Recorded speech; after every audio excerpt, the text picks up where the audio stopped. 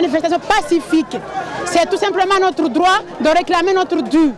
Nous sommes dupés depuis plusieurs années par ces mêmes pouvoirs publics. Je parle des élus, je parle de l'État, je parle de l'ARS et de la SMAE. Tous mangent ensemble, boivent ensemble et fument ensemble. On en a marre. On veut de l'eau propre dans nos maisons, dans nos foyers. Et quand on se rend dans les magasins, vous avez constaté, le prix a flambé. Qui nous vient en aide en ce moment quand on a des enfants en bas âge? Lorsqu'on veut acheter de l'eau en bouteille, tous les matins pour que nos enfants puissent amener de l'eau propre dans le sac, on n'a pas d'aide.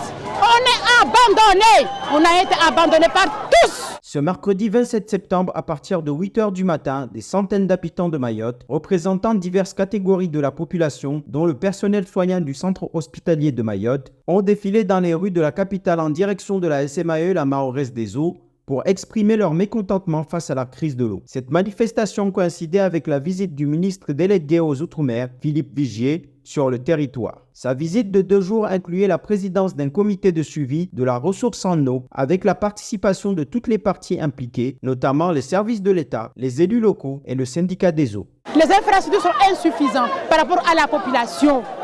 Et depuis des années, les budgets sont là, l'État envoie les financements, mais le projet n'avance pas, n'aboutissent pas.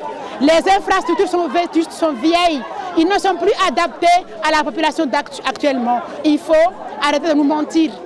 Ça suffit. La population souffre tellement. Cette cherté de l'eau, elle nous porte préjudice parce que elle a un coût supplémentaire qui n'était pas prévu. Tous les jours, on doit acheter des packs d'eau dans les magasins. On n'a pas de l'argent. Nous n'avons pas les moyens financiers pour assumer seul ce coût de cette crise de l'eau à Mayotte. On a besoin d'être aidé. Il faut donner de l'eau à tout le monde. Il n'y a pas de personnes vulnérables ou non vulnérables. Tout le monde est vulnérable aujourd'hui. On ne peut pas choisir entre le fils d'un tel parce qu'il a moins de 2 ans et la fille d'un tel parce qu'il a 3 ans. Et qu'on arrête de discriminer aussi la population. Et qu'on arrête aussi de monter la population contre une autre population. Donc nous, ce que nous voulons, c'est de l'eau pour tout le monde. Donc tout le monde y a droit.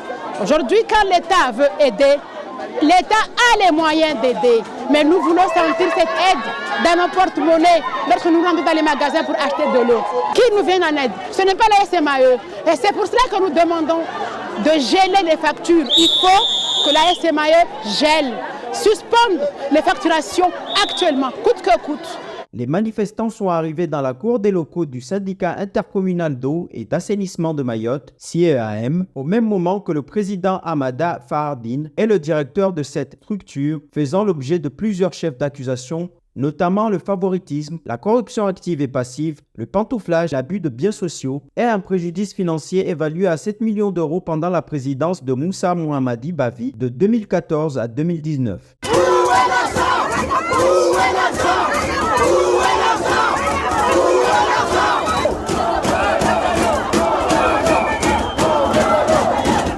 Depuis le début de cette crise, on n'a jamais entendu ce monsieur s'exprimer.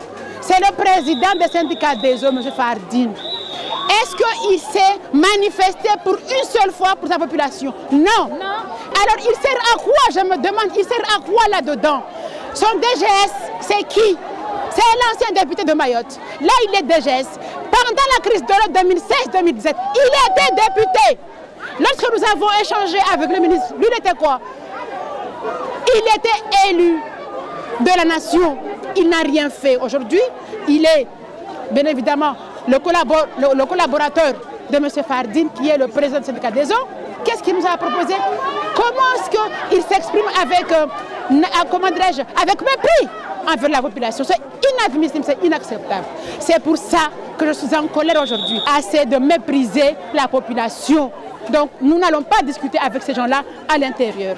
Ils doivent venir parler ici avec la population, dehors, pas à l'intérieur. Donc moi, je ne rentre pas là-dedans.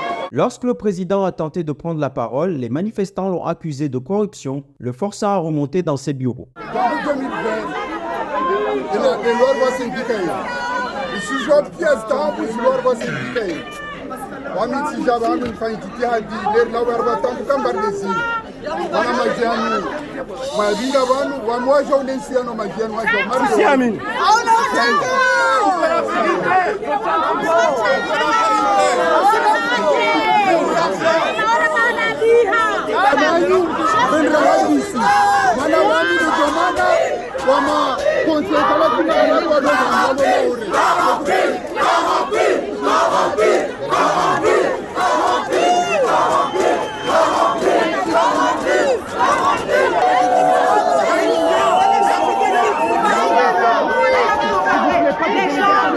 Depuis des années, on a connu une première crise de l'eau en 2016, voire même 2017, il me semble.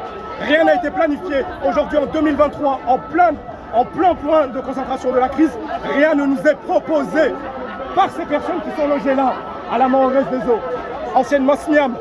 C'est eux les responsables de cette question par rapport à l'eau ici. Et aucune réponse ils peuvent nous apporter. On ne veut plus rien entendre maintenant. Là, on veut des solutions. C'est pas des paroles qu'on veut, c'est des solutions aujourd'hui. Et des calendriers pour savoir quand est-ce qu'on va avoir de l'eau potable dans nos robinets. C'est tout. Ah oui, et les sous, c'est vrai ça. Hein? Donc ils nous disent où est passé l'argent, tout l'argent qui a été investi ici. Donc on veut une action en justice contre tous les responsables depuis 5 ans, 6 ans maintenant, 7 ans maintenant. On veut des actes en justice.